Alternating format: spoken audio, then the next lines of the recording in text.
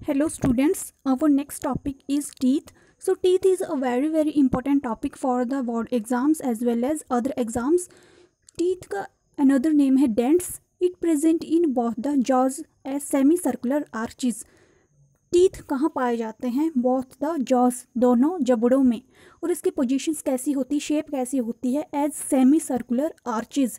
Semi circular का मतलब होता है अर्धवृत्ताकार, अर्धवृत्ताकार शेप में होते हैं। So number of teeth is fixed and they are produced in 2 sets. जो टीथ का नंबर होता है वो फिक्स होता है और ये 2 सेट्स में पाए जाते हैं। एक तो है जिसमें टेम्परेरी और दूसरा है परमानेंट। तो टेम्परेरी टीथ कौन से होते हैं? इनको हम मिल्क टीथ भी बोलते हैं, दूध के दांत। और परमानेंट जो होते हैं वो मतलब टेम्परेरी के बाद आते हैं। तो हम सबसे पहले बात करेंगे टेम्परेरी टीथ की। Appear during the first 2 years after birth, beginning at the age of about 6 month। इसका मतलब है कि ये जो टीथ होते हैं ये कब आने शुरू होते हैं? 6th month के शुरू होते ही, या फिर ये मतलब फर्स्ट 2 years में आ जाते हैं।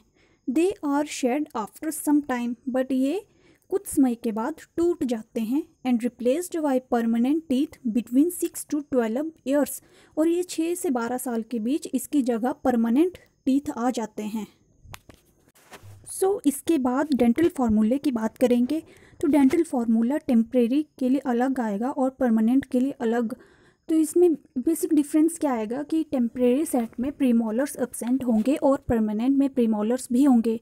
तो टेम्परेरी का फार्मूला आएगा इंसीजर 2/2, मतलब 2 ऊपर 2 नीचे, कैनाइंस 1/1, एम मतलब मोलर्स 2/2। तो इसका फार्मूला है 212/212 दैट इज़ 20। इसको 2 से हम मल्टीप्लाई कर देंगे ऊपर भी और नीचे भी। और परमानेंट में आएगा 2123/2123 दैट इज़ 32। इसमें भी 2 से मल्टीप्लाई करेंगे। आई का मतलब होता है इंसीजर्स, जिसको हम कटिंग टीथ भी बोलते हैं। सी का मतलब canines, known as tearing teeth. PM means premolars and M means molars and both are known as grinding teeth और चेक टीथ।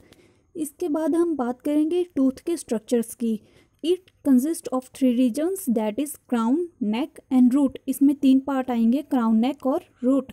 तो क्राउन की हम बात करें तो crown is a exposed part, मतलब ये उभरा हुआ पार्ट होगा।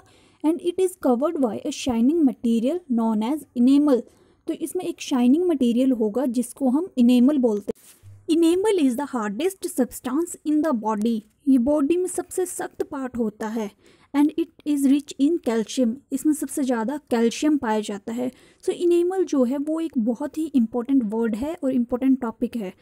इसके बाद हम बात करते हैं नेक। तो neck is surrounded by soft fleshy skin known as gum. ये किस से सराउंडेड होती है? इसके साथ क्या होता है? सॉफ्ट फ्लैशी स्किन होती है ये, जिसको हम गम बोलते हैं। और उसके बाद है root. Root is embedded in a socket of jaw bone. तो मतलब रूट कहाँ होगी? जो टीथ का रूट होगा वो कहाँ होगा? वो जॉ बोन के सॉकेट में होगा। जॉ बोन का मतलब है जबड़ों में जो हड्डी होगी उसमें होगा। Tooth composed of hard bone like substance known as dentine.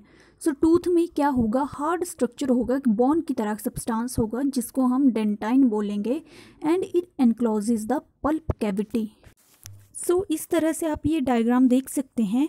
Vertical section of the mammalian tooth, जिसमें क्राउन जो है वो आउटरमोस्ट पार्ट है, मतलब एक्सपोज्ड पार्ट है। और नेक और रूट को भी आप देख सकते हैं। तो क्राउन में क्या आएगा? इनेमल आएगा, उसके बाद डेंटाइन है, इसमें नेक में गम आ गया है, पल्प कैविटी भी है, बॉन है, ए सेलुलर सीमेंट है, periodontal membrane, layer of odontoblast, cellular cement and blood vessels and nerve. I hope so students आपको ये टॉपिक समझ आया हो। So please subscribe my channel, like and share with your friends. Please keep spotting. Thank you.